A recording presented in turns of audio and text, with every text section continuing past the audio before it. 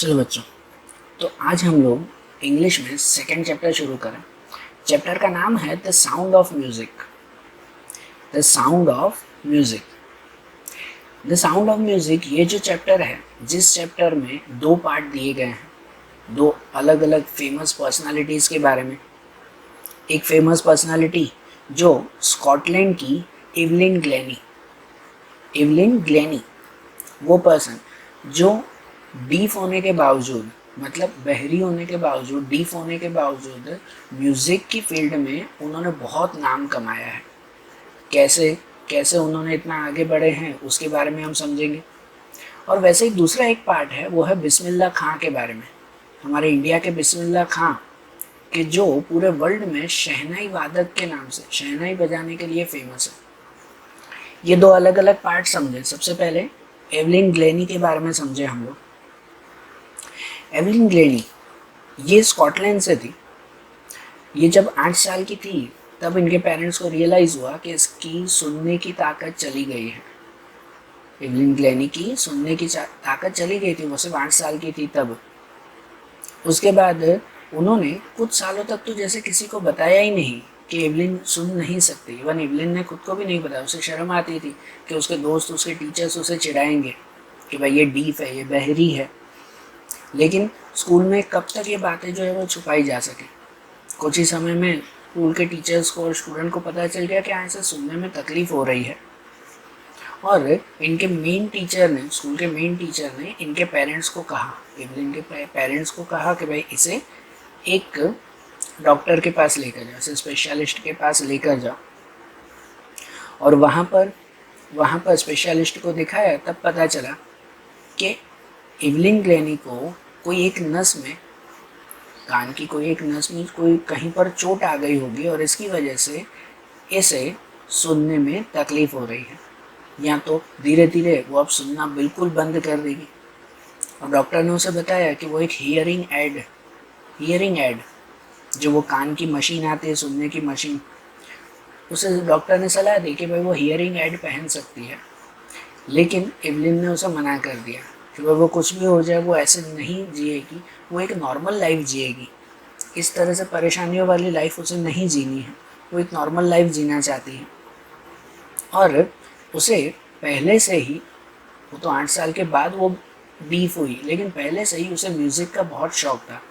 इसलिए उसने ठान लिया कि वो म्यूज़िक की फील्ड में ही खुद को आगे बढ़ाएगी। उसने एक दिन कोई एक प्रोग्राम में कोई एक दूसरी लड़की को ज़ाइलोफोन बजाते हुए देखा। ज़ाइलोफोन एक तरह का ऐसा इंस्ट्रूमेंट आता है जो वाटर के थ्रू साउंड क्रिएट करता है, वाटर के थ्रू। एवलिन ग्लेनी ने किसी को ज़ाइलोफोन बजाते हुए देखा और उसके बाद उसने खुद ठान ली कि वो भी इसे बजाएगी और म्यूज़िक की फील्ड में खुद को आगे बढ़ाएगी। लेकिन कैसे? वो अलग अलग टीचर्स के पास गई तो हर टीचर जो है वो उसे मना कर देता कि कोई डीफ लड़की म्यूज़िक कैसे सीख सकती है। सभी टीचर्स के पास जाकर वो जब म्यूज़िक सीखने की बात कहती तो सब मना कर देते कि कोई डीफ लड़की, कोई बहरी लड़की म्यूज़िक कैसे सीख सकती है, नहीं सीखेंगे वो। लेकिन उनका जोश देखकर एक टीचर मान गए। एक टीचर जिनका नाम था रॉन फ्रॉब्ज,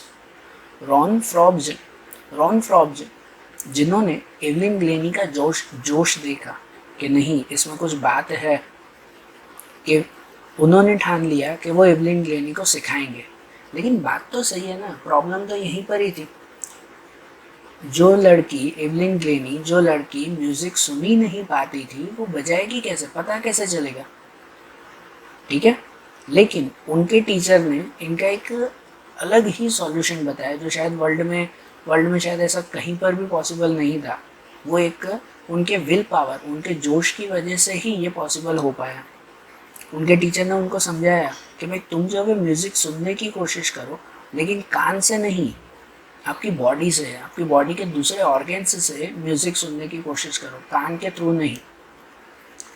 को पता है, म्यूज़िक जब बजाया जाता है ना, कोई भी ढोल बजाओ, कोई भी दूसरा इंस्ट्रूमेंट बजाओ, तो उनमें से एक तरह के वाइब्रेशंस क्रिएट होते हैं, साउंड वेव्स क्रिएट होते हैं, वाइब्रेशंस होते हैं।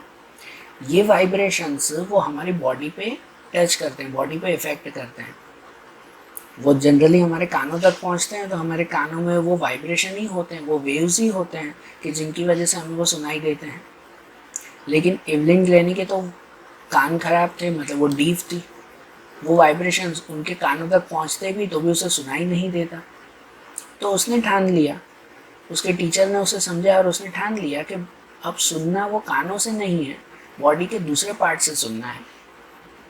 कि जब जोर से कोई साउंड बजता है ना, तो हमारी पूरी बॉडी में भी वाइब्रेशन होता है। आप कोई डीजे चल रहा हो जोर से और उसके पास में जाकर आप खड़े रहो, तो वो वाइब्रेशन आप खाली कानों में नहीं लेकिन पूरी बॉडी में वो वाइब्रेशन फील होगा।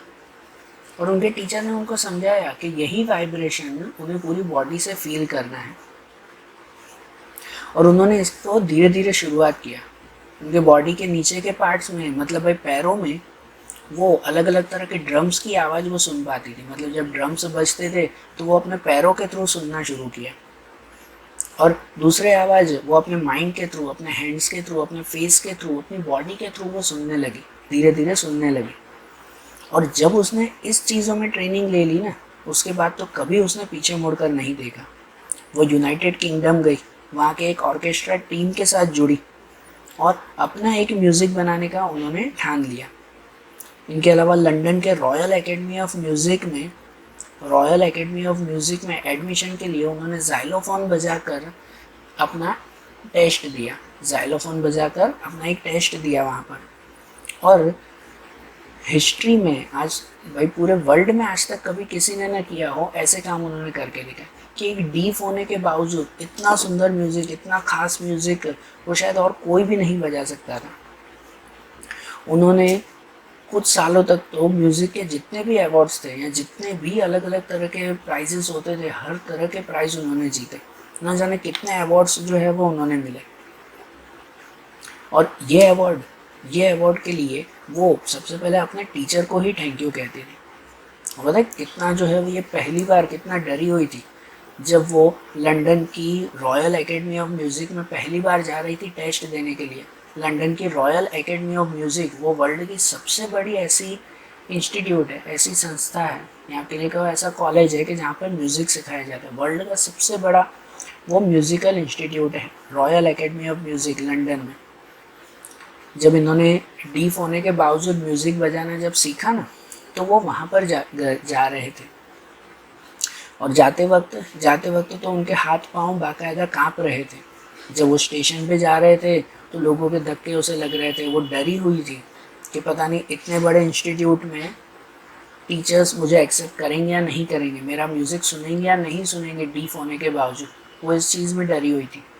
लेकिन वहाँ पर जब उन्होंने ज़ाइलोफोन बजाया पहली बार रॉयल एकेडमी ऑफ म्यूज़िक में जाकर, जब अपनी एंट्रेंस टेस्ट दी, तब सभी टीचर्स उन्हें देखकर चौंक गए, सभी शॉक हो गए।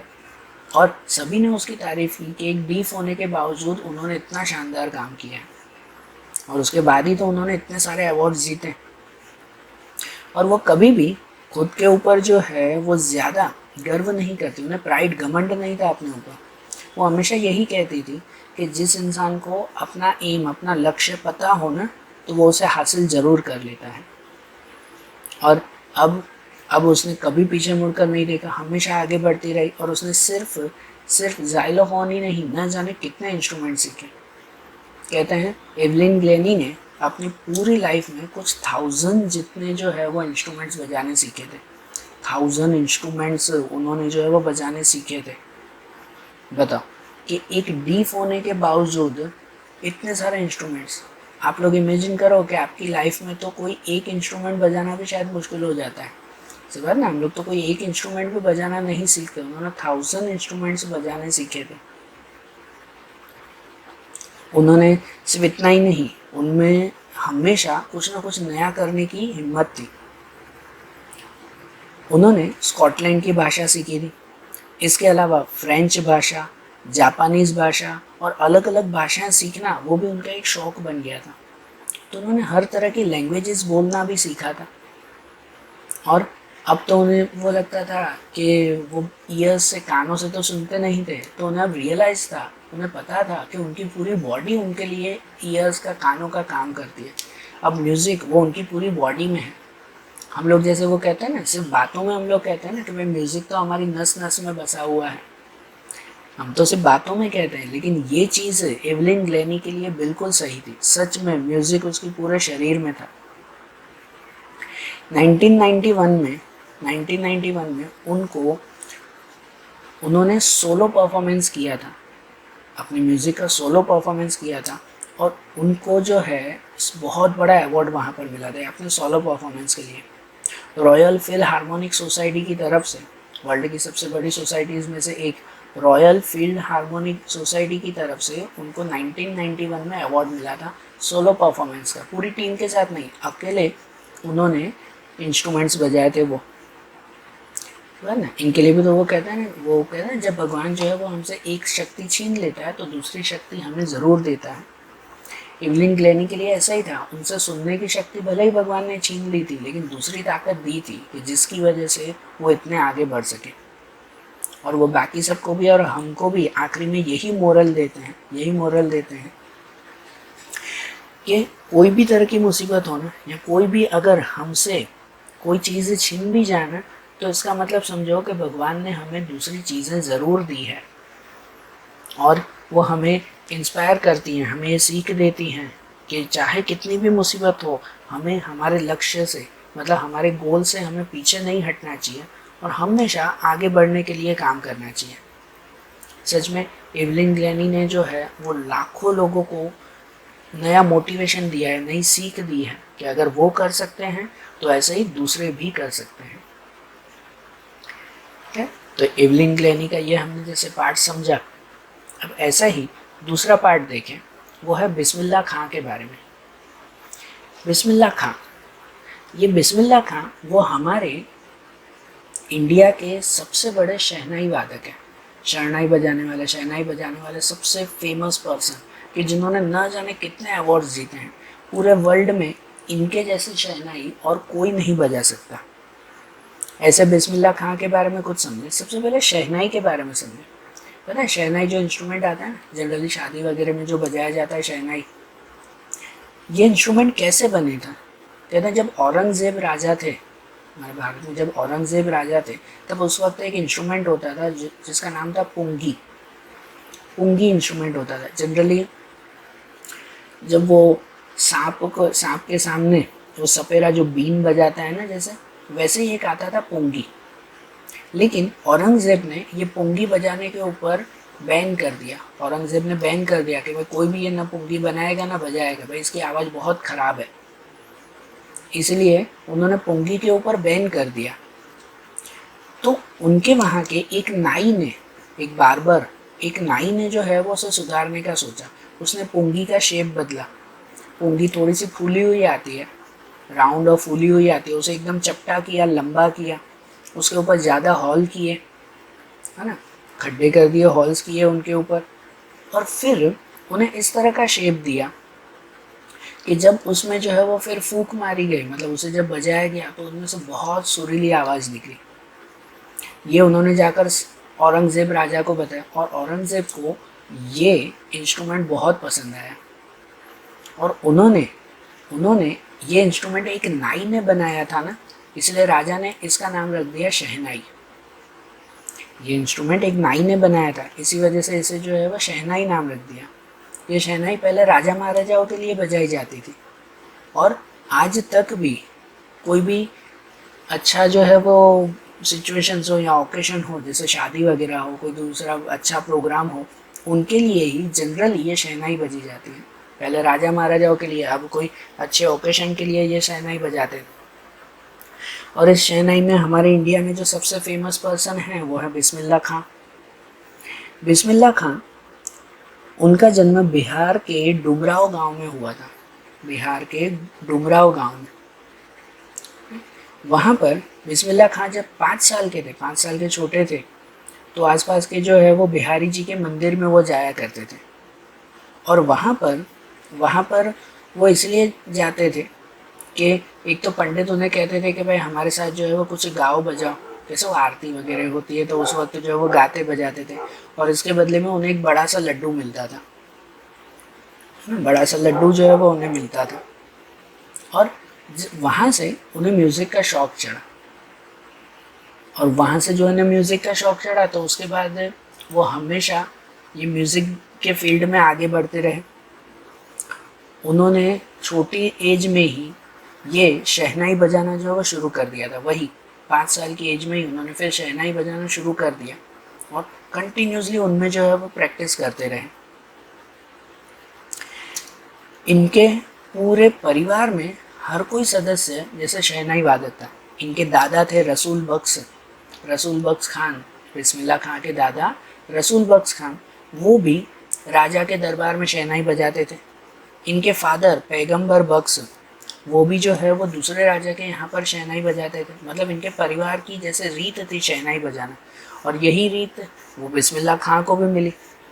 बिस्मिल्लाह खां को भी वो छोटी एज से ही शहनाई बजाने का जैसे काम मिल चुका था। अब घर में सभी, उनके फादर, उनके ग्रैंडफादर, उनके मामा, हर कोई शहनाई बजाते, तो इनको भी वही शौक़ हुआ। और सबसे ज़्यादा इनको सपोर्ट दिया वो थे इनके मामा अली बख्श। बिस्मिल्लाह खां को सिखाने वाले उनके गुरु और उनके मामा अली बख्श थे। छोटी एज में ये अली बख्श के साथ, अपने मामा के साथ अलग अलग मंदिर या तो राजा के दरबारों में जाते थे शहनाई बजाने, और वहाँ पर ही उन्होंने जो है वो ये सीखना शुरू कर दिया था, शहनाई बजाना सीखना शुरू कर दिया। सिर्फ 14 इयर्स की एज में बिस्मिल्लाह खां वो इलाहाबाद के म्यूज़िक कॉन्फ्रेंस में अपने मामा के साथ गए। एक बड़े से कॉन्सर्ट में, बड़े से जो वो प्रोग्राम में अपने मामा के साथ गए थे, और वहाँ पर उनको शहनाई बजाने के लिए एक अच्छा अवार्ड भी मिला। एक अवार्ड मिल गया सिर्फ 14 इयर्स की एज में। 1938 में जब रेडियो शुरू हुए थे, उस वक्त ऑल इंडिया रेडियो जब शुरू हुआ था, तब पहली बार रेडियो के लिए शहनाई बजाने का अवसर वो इनको दिया था, बिस्मिल्लाह खां को दिया था। यहाँ तक कि जब 15 अगस्त 1947 को हमारे देश में जब आज़ादी मिली ना, देश में आज़ादी मिली, तो वो खुशी की शहनाई बजाने के लिए, मैंने बताया शहनाई जनरली कोई भी खुशी की चीज़ होती है उसके लिए बजाते हैं। जब हमारे देश को आज़ादी मिली, तब खुशी के लिए शहनाई बजाने के लिए रेडियो पर पूरे इंडिया के लिए सबसे पहले रात को 12 बजे सबसे पहले बिस्मिल्लाह खां ने शहनाई बजाई थी रेडियो पर। इमेजिन करो कि बिस्मिल्लाह खां कितनी बड़ी पर्सनालिटी थे। ये सिर्फ इससे ही पता चलता है कि जब हमारे देश को आज़ादी मिली ना, तब सबसे पहले रेडियो पर शहनाई बजाने का मौका वो बिस्मिल्लाह खां को मिला। तो वो कितनी बड़ी पर्सनालिटी होंगे। उन्होंने हर किसी के लिए ये शहनाई बजाने का काम किया था। मतलब बड़े से राजा महाराजाओं से लेकर देश के नेताओं के लिए और न जाने कितने सारे लोगों के लिए उन्होंने शहनाई बजाई। और सिर्फ इतना ही नहीं, न जाने कितने इंडिया में और इंडिया के बाहर भी इन्होंने जो है वो प्रोग्राम किए हैं। इनकी शहनाई इतनी फेमस थी कि एक इंडिया के ही एक बहुत बड़े फिल्म डायरेक्टर विजय भट्ट, उनको इनकी शहनाई इतनी पसंद आई थी कि उन्होंने अपनी एक पूरी मूवी वो शहनाई के ऊपर बना दी, जिनका नाम रखा था गूंज उठी शहनाई, और जिनमें बिस्मिल्लाह खां की शहनाई भी थी। मतलब बिस्मिल्लाह खां ने सिर्फ इतना ही नहीं, मूवीज़ के लिए भी इन्होंने काम किया है।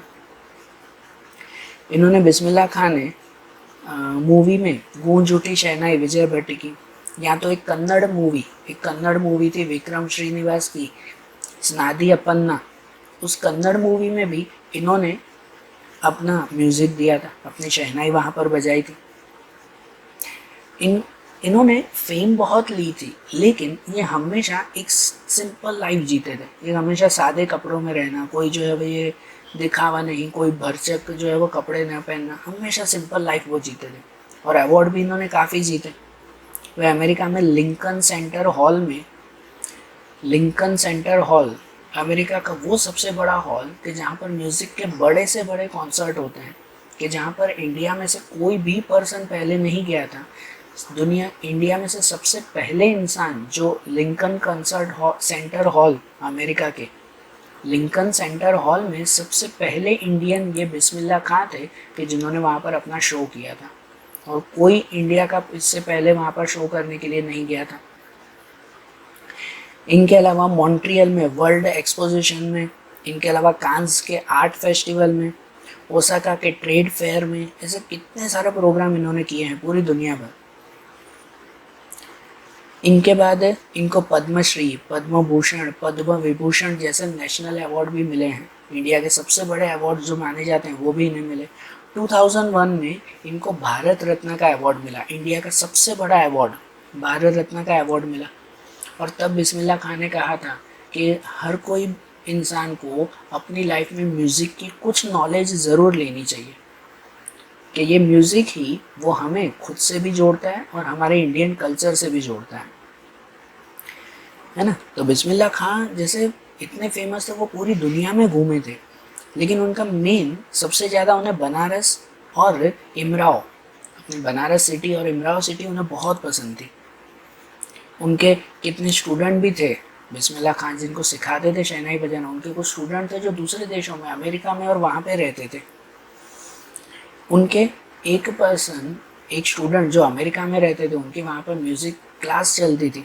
वो आकर बिस्मिल्लाह खान को कहते थे कि आप हमारे साथ वहाँ पर चलिए, कि आपको अगर बनारस में रहना पसंद है ना, तो हम वहाँ पर आपको बनारस की तरह एटमॉस्फेयर दे देंगे, बनारस की तरह वहाँ पर मंदिर बना के देंगे, वहाँ की तरह एक छोटा सा गांव वहाँ पर आपको अमेरिका में बना के देंगे, आप हमारे साथ वहाँ पे रहिए।